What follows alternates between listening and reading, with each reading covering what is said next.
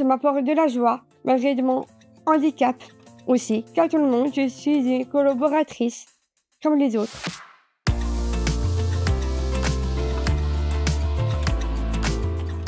Philippine travaille à APRR, l'autoroute Paris-Rhin-Rhône, en tant que conseillère clientèle depuis 4 ans. Cet emploi lui a permis, avec son handicap, de s'émanciper et de s'épanouir dans sa vie professionnelle. Mon métier, c'est de conseiller de clientèle. J'ai encore des badges parce que j'ai pris les badges qui ne marchent plus. Et là, je m'entends très bien avec les autres collègues et c'est très sympa. Et je partage le café pendant la pause du matin. Forte de cette intégration réussie en entreprise, Philippine a souhaité partager son expérience et a intégré le projet Faire entendre sa voix pour montrer qu'un trouble du développement intellectuel n'est pas un obstacle à l'emploi en milieu ordinaire.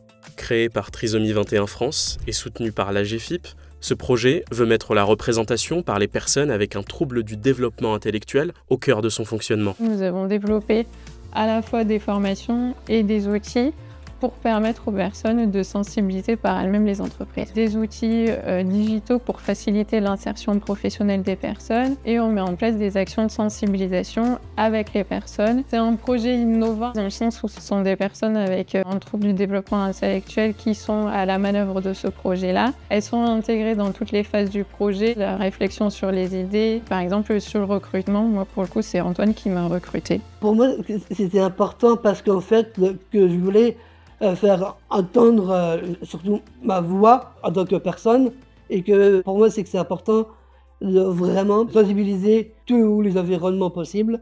Le monde de l'entreprise est l'un des environnements clés au cœur de la réussite de ce dispositif. Pour Thomas Georges, chef d'agence à APRR, l'accueil d'un profil comme celui de Philippine a été une réussite et une plus-value inestimable pour l'entreprise.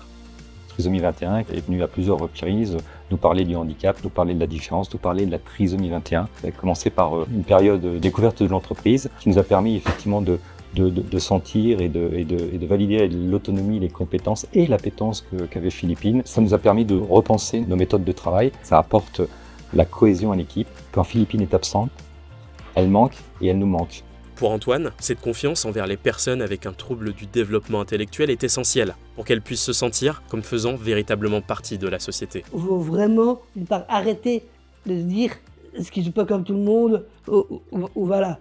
Mais si, en fait, on est des êtres humains à part entière, je dirais qu'on doit être inclus, vraiment.